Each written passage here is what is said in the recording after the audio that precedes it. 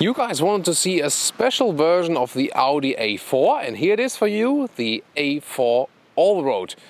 Exterior, interior and the driving experience in our full review on Autogefühl, your #1 resource for in-depth car reviews and your #1 community to discuss cars today with Thomas.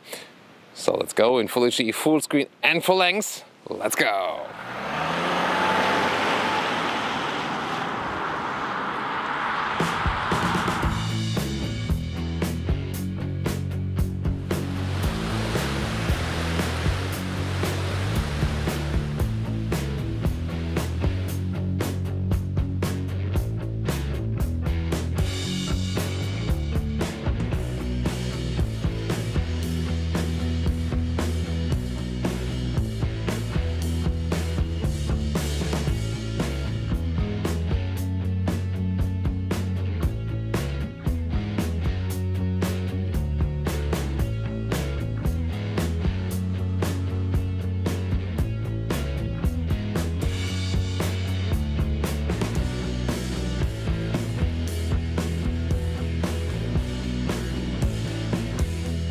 So the front of the Audi A4 Allroad is really strong and adds more contrast with the silver line up here with the vertical fins and even matte silver lower bumper parts here. Wow, that is really an own style and why people also like this special version here. 3.4 centimeters more ground clearance, so it's also really more suitable for off-road driving, not exactly for hard off-road driving, but for soft off-road driving at least. Xenon headlamps, LED, matrix LED, those three versions you have with all A4 vehicles, those are two of the top ones. And then you also have the LED daytime running light. Well, here it's a little bit darker here at the moment now, so you can very well see the light signature. That's the advantage. However, we recently got the question, hey, why is it so dark at the moment in the reviews? Well, when we're in Spain or Portugal, it's 20 degrees and still sunny, that's great, and we got good light. But then in Germany especially, you know, there are countries above and below the equator where you have something which is called winter. And in that time, it's sometimes a little bit darker. Just as an explanation, shouldn't you know?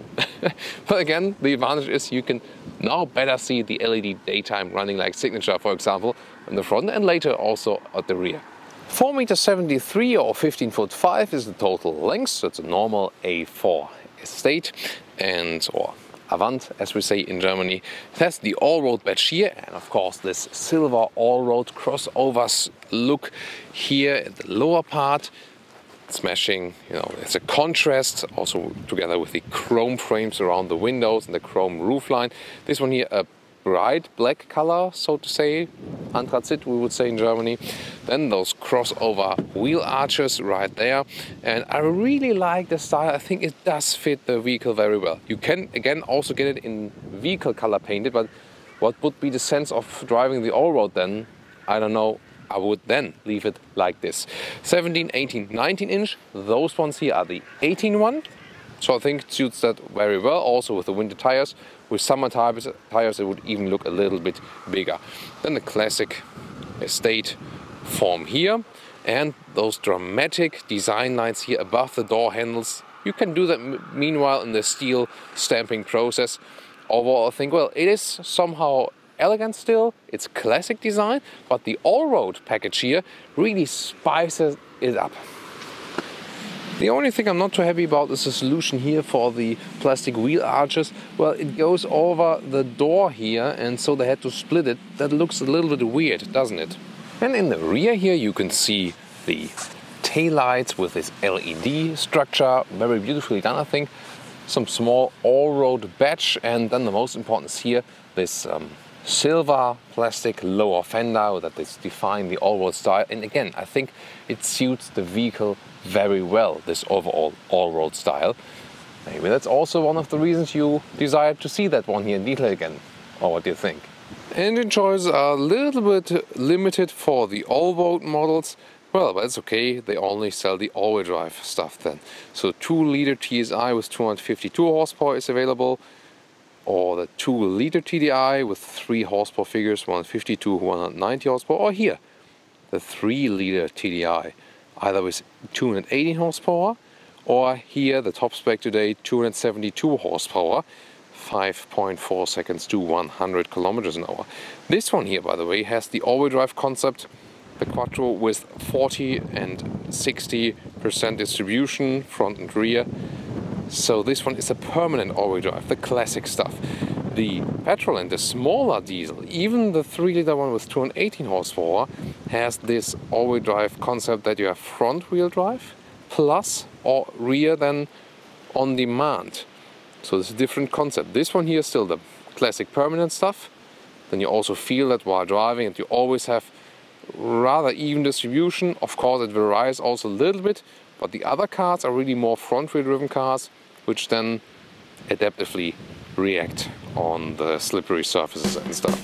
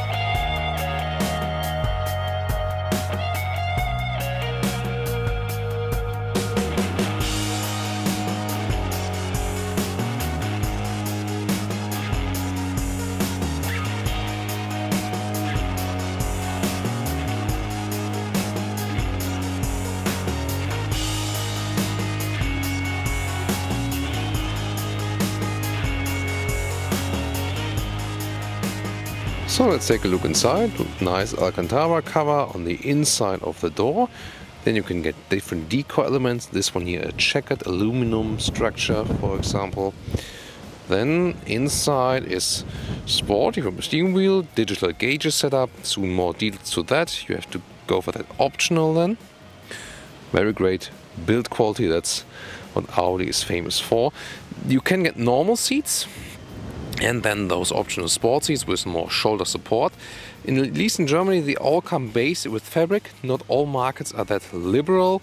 Here then the optional animal skin service, which is really unnecessary and makes you sweat in summer especially, or when you use the seat heating for too often. Good thing is that you can enlarge this seating area if you're a little taller, and also electric seat control here. However, I have missed for an electric seat the memory settings. So this comes handy when you're often switching, especially two drivers. By the way, Bluetooth and keyless entry are standard options for this vehicle. Let's get inside, and do I feel that it sits a little bit more up? 3.4 centimeters? Not really that much, maybe a little bit. So it gives you some more crossover feeling if you like that. However, the seating position is really comfortable. The steering wheel can also be adjusted, wow, very far. So you won't have any problems by that. And here, as I said, the electric seat control, pretty easily done. Everything you will find a good position here, and also a lot of headroom still left. So even with 1 meters 86 or 6'1", also suitable for taller people. Overall, surely a very well designed cockpit. You will soon see another perspective of it, and you sit really very well in here. So welcome inside the cockpit with a lot of great interior build quality. Soft touch here on the top dashboard. This transition is a little bit weird. Other than that, very clean design here, also with the air vents. Then this one here has this aluminum style cover. It has also metal parts, because you feel at the moment here it's a little warmer at the vents. At the lower part it's colder. Then you usually have a normal climate control, a manual one, but it's already featuring those checkered knobs. This one here is the optional 3-zone air conditioning here, and with the automatic controls, which have those buttons right here. That looks pretty fancy when you control them, and also when you turn from left to right, changes here in the middle. Really impressive design, and also with those nice clicking sounds. Lower part features a drive select, which you can directly access then, for example, and some cup holders in the lower part, adaptive one, really well done. 12-volt power supply. And then, you know, this MMI knob on the lower part. You can control everything from the infotainment system right there. Soon more details to that. And also the pad you can use to draw numbers, for example, for the map. This one here, the automatic gearbox. Here, the converter gearbox. Unlike the 218 horsepower diesel, which has the S-tronic dual clutch transmission and also the smaller engines. And another storage space, small one, volume knob control. The steering wheel here reflects the single frame grille from the outside. That's very well done, a nice design, clean design again. Heated steering wheel, volume control on the right, left side control for the digital gauges. This one, the traffic information again. Soon more info to the digital gauges and also info to the special infotainment screen here, the biggest one that is available for this very vehicle. And the glove box, just a normal size. By the way, I really like the frameless mirror here. Looks pretty elegant and gives you a good view too. Now to the digital gauges right here. You see left side RPM, right side speed. You can also have the analog ones. Those ones here are optional. Then the middle one, your fuel consumption, for example, or you can have the view with more information and less of the speed and stuff, but I usually would leave it like this, then go for that option. And of course, when you have the GPS activated, then you also have that one in the middle part, or you can always choose it even if you don't have a route running. Even that bigger then. Wow. Wait a minute, on the top part. Check engine light. Is this engine broken? When just the ignition is turned on and the engine is not running, no problem. It's just signaling I'm basically working. As soon as you put on the engine, then you see also engine is running because I have the door open at the moment. But then the check engine light is disappearing. If the engine is running and then the check engine light is appearing, then you have a problem. And the infotainment system in detail, no touch available, all with the central knob. And well, the most important features are for sure telephone. You can have a Bluetooth connection, or you can also have this smartphone interface. Then you go with a cable inside, have the Apple CarPlay, and here it's also working that you play music by your Apple CarPlay and still look at the GPS map at the same time. This one here also has the Google Satellite view optionally available. It's doing quite well, leading the way for us. So overall, this infotainment system, especially software-wise, is really convincing. And again, the smartphone integration is also one of the best we've seen so far. And the armrest really properly attached to all the sides. Then the inductive charging feature is here when you order that one. And 2 more USB slots to charge.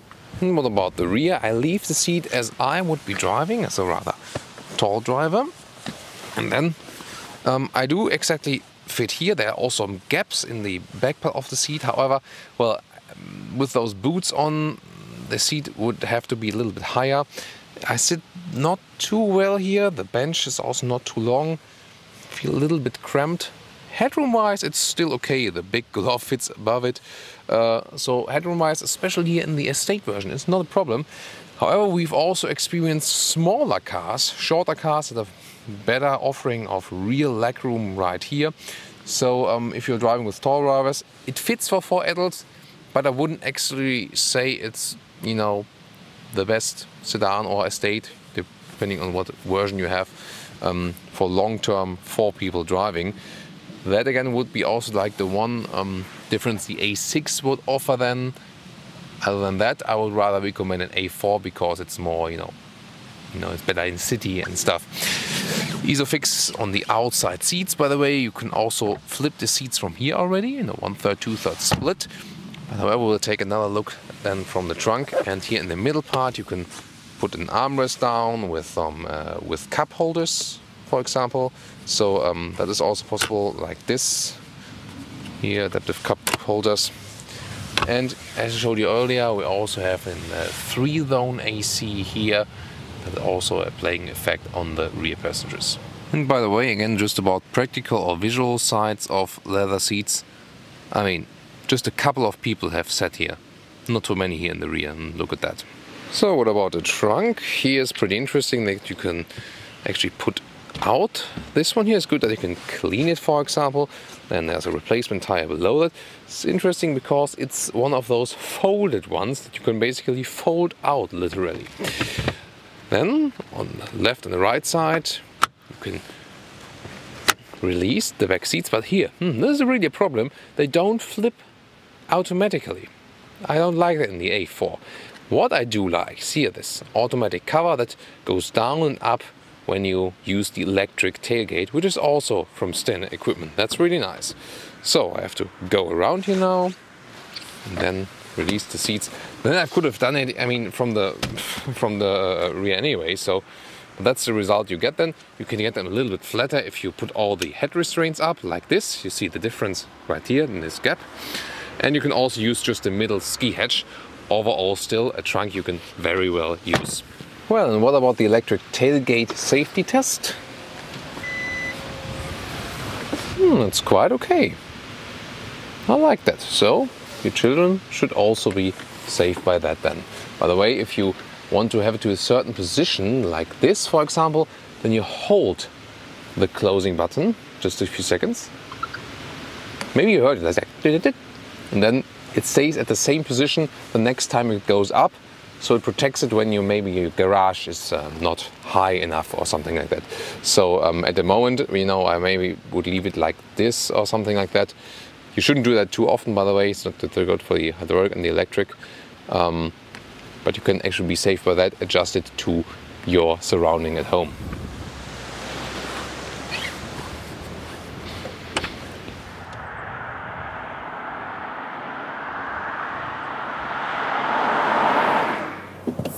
Welcome. This big diesel is almost purring, isn't it? It really sounds a little bit like a six-cylinder. Well, it is one. So you do also hear a sound difference from the big diesel to the small diesel, definitely. And this was like just really gently pressing the throttle. So abundance of power from this 272 horsepower 3-liter diesel. The question is, of course, and let me solve that directly at the beginning, what about the consumption? So not always is the big diesel consuming much more. In this case it is about 8 liters we've tested on different altogether, 8 liters and 100 kilometers. If you just drive motorway with cruise control, you can also score 7 liters or something below. So that would be the minimum figure then. Of course, for a mid-size vehicle, again, the consumption should be lower. Quite often we have to say that. But again, it's not necessarily that much higher than with other smaller engines. Well, the advantage is here that due to the big displacement, you can run it at low RPM. You know, you can drive it very sovereign. And this is also my... What's going on here? Switch on traffic, let's get off. So this is also my main point about this very vehicle. This car here is a mid-size car. However, due to the all-road factor, so suspension sits 3.4 centimeters higher, and also due to this big diesel engine, 3-liter diesel, it feels like a bigger car. So if you would close your eyes, and in this new generation of the A4, the sound insulation is also really superb. You would tell someone you're sitting in an A6 and say, yeah, probably, that should be right. And you know, as the suspension is a little bit higher, feels a little bit more crossover SUV-ish, this also somehow adds to the feeling that it would be a bigger car. So very interesting combination, especially here with the big diesel and the all-road suspension, that it really feels a little bit bigger, but only in the comfort plus. So it feels bigger in a positive way. On the other hand, you have a big advantage comparing to the A6 because, you know, the length is still okay and also the width.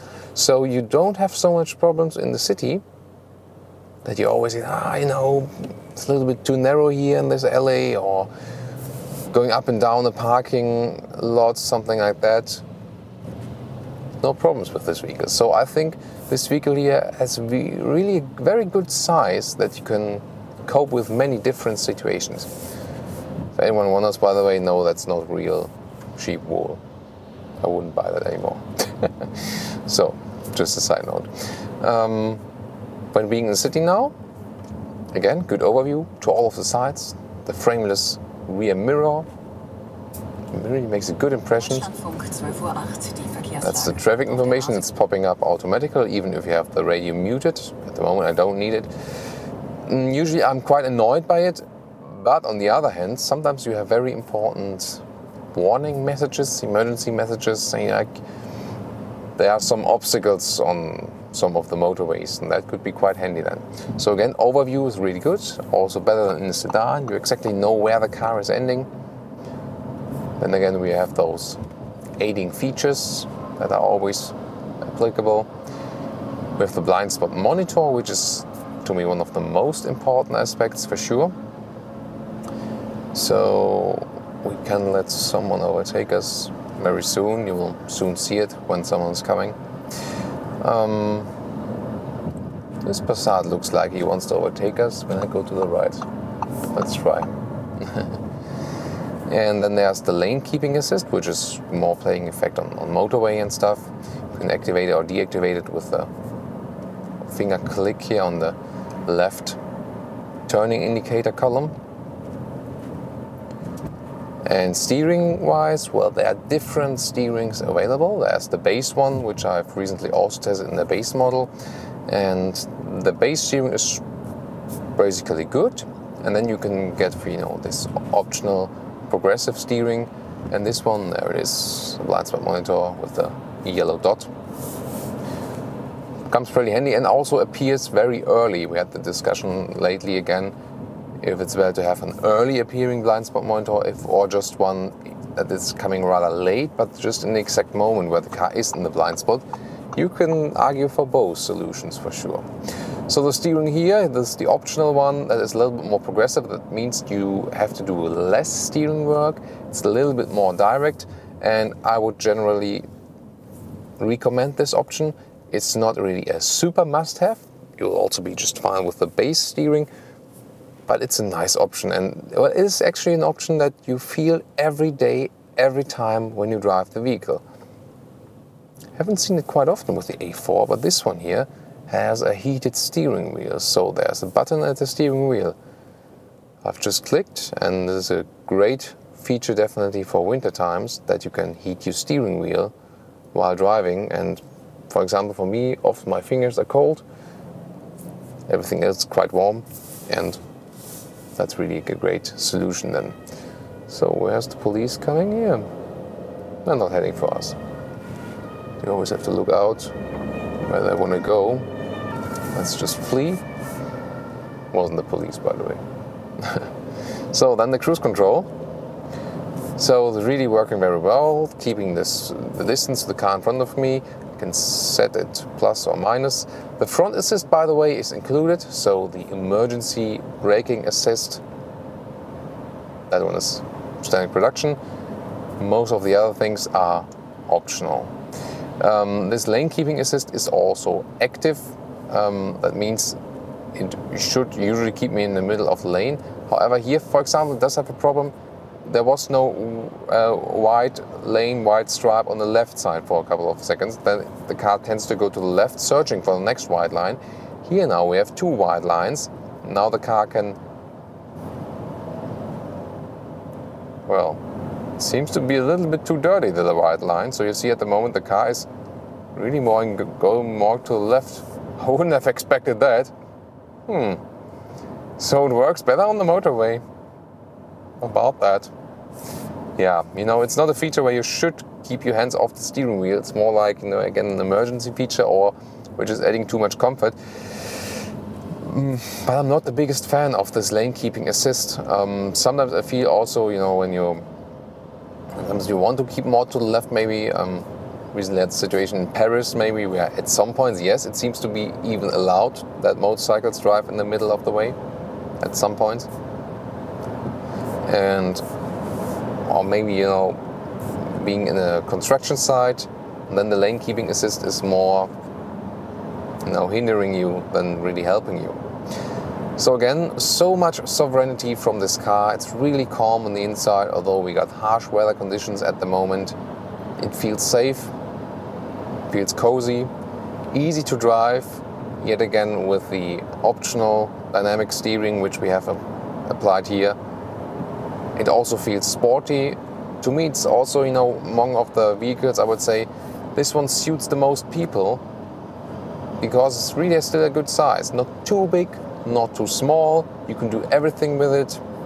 And here also with the 3-liter diesel, of course, a great acceleration. Let's go to the sport mode as well. 80 kilometers an hour to 100. You see, it's just like in a minute. Like, that's it. So, wow. In the S mode, car shifts down automatically and shifts up a little bit later then. So at the moment 5th gear. When I go to the D mode again, it's immediately 6th gear to save some more fuel. Now even 7th gear. This one here has the Tiptronic. That means it's a converted gearbox. That is the classic automatic gearbox, whereas the smaller engines have the S-Tronic, which is their brand name for the dual clutch transmissions. So with the, you know, in Volkswagen they call it DSG, here S-Tronic, it's the very same piece. And actually not the gears are linearly shifted, it's more that the clutch elements take the shifting and the next gear is also already pre-selected.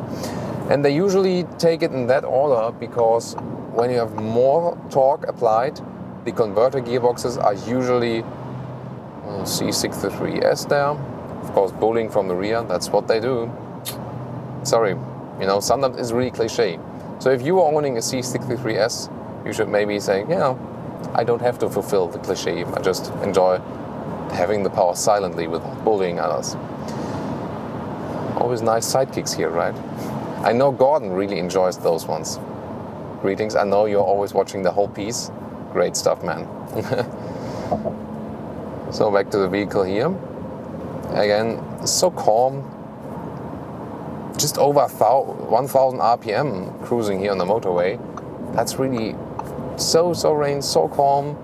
What a great motorway vehicle, and again, really silent from the noise insulation. You also see how great and precise and direct the steering is. Not having any effort with that. Also when I'm doing a sudden lane change, for example.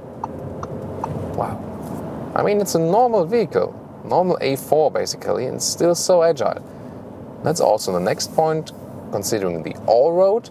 Again, it's 3.4 centimeters higher suspension. Again, you can then pick different suspensions again, base one, the adaptive one. They are all good. The adaptive one leaves a little bit more choice when you controlling those car setup settings. Doesn't make too big of a difference when you go for the Allroad or the normal version. This one here feels a little bit more crossover style. Not exactly as an SUV, so if you're basically stuck in this decision between a normal car and a real SUV, then this one might be a good solution for you.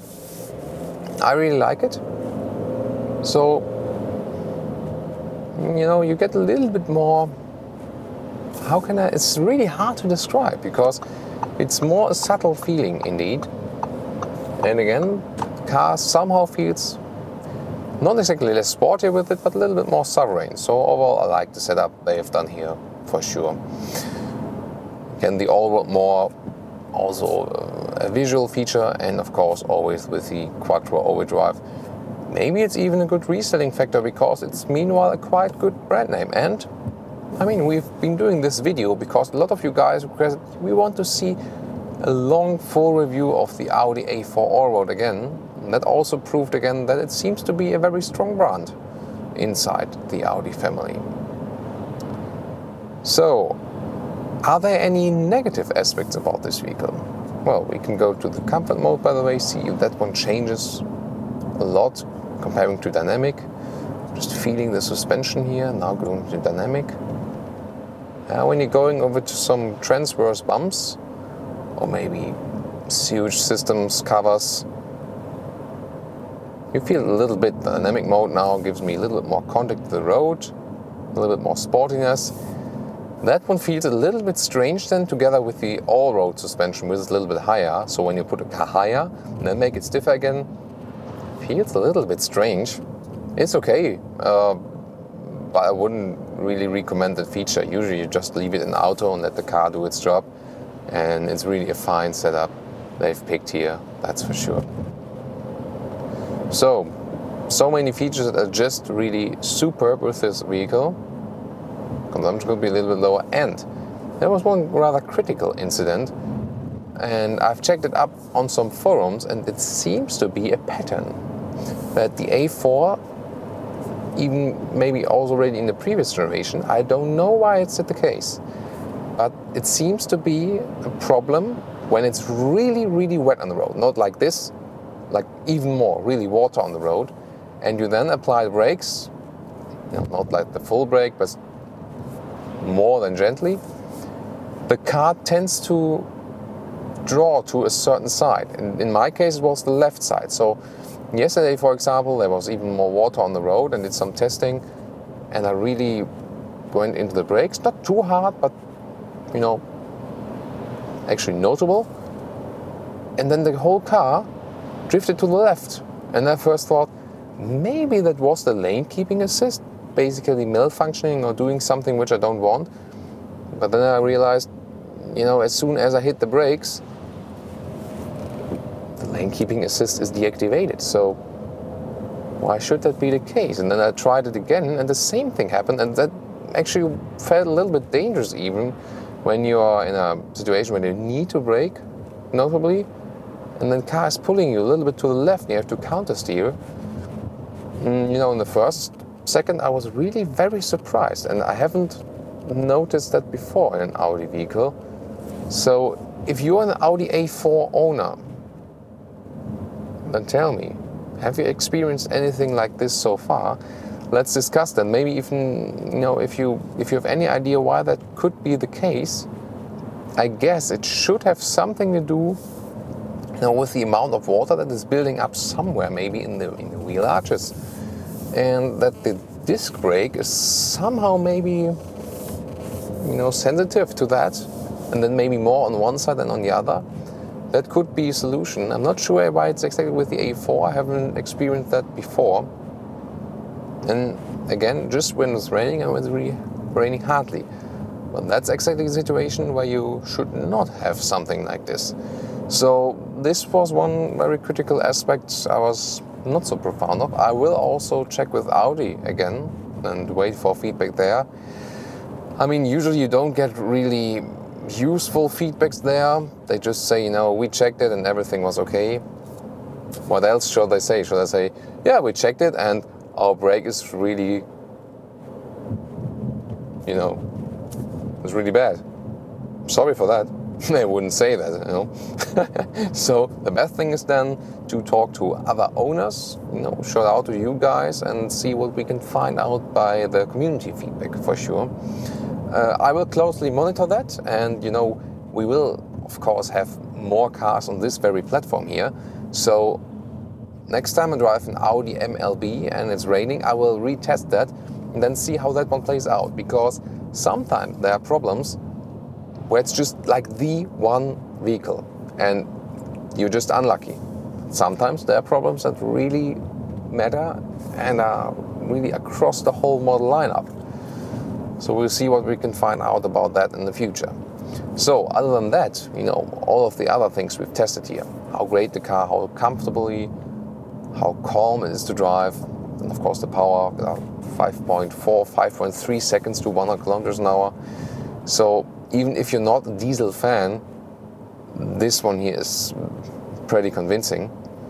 Of course you have to fill up the AdBlue also quite a lot now, since those systems are seriously working, they also consume more AdBlue. Yeah, you know, that's a whole other topic.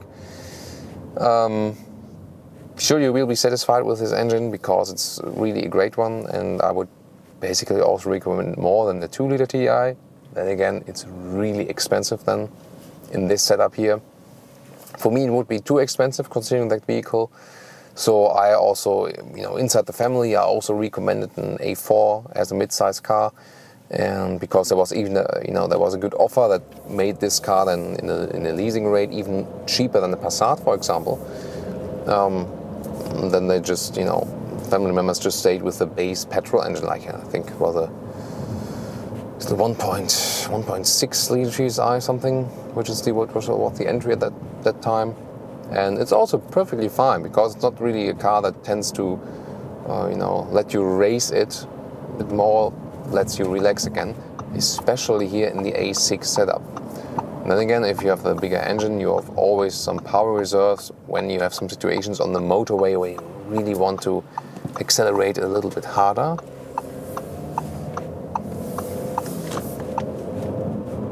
Wow, it's just always there.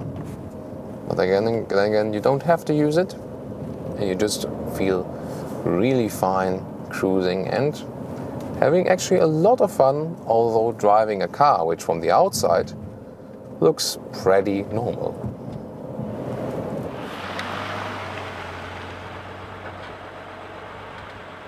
And here we go with our conclusion for today. Exterior, the A4 is basically conservative and rather elegant. However, this all-road package really adds some spice to the whole thing, and I think it does really very well fit the vehicle. And well, there's about 2,500 euros extra price for the whole package then.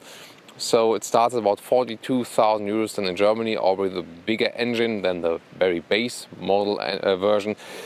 But then again, the A4 in general, list price wise, is a rather expensive mid-size vehicle. Then again, sometimes in Germany you get good lease offers again and again, because it's one of the main fleet vehicles. Again, might be different in some other markets, you have to check that for yourself. Interior wise, very good build quality as we know it.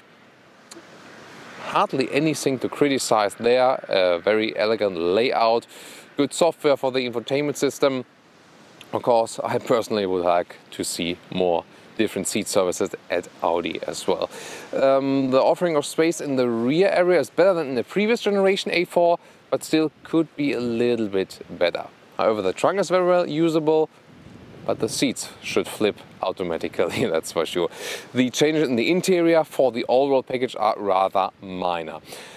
Then, well, the engine lineup is a little bit limited because you only have the all-wheel drive engines there, which is pretty much okay for the vehicle concept.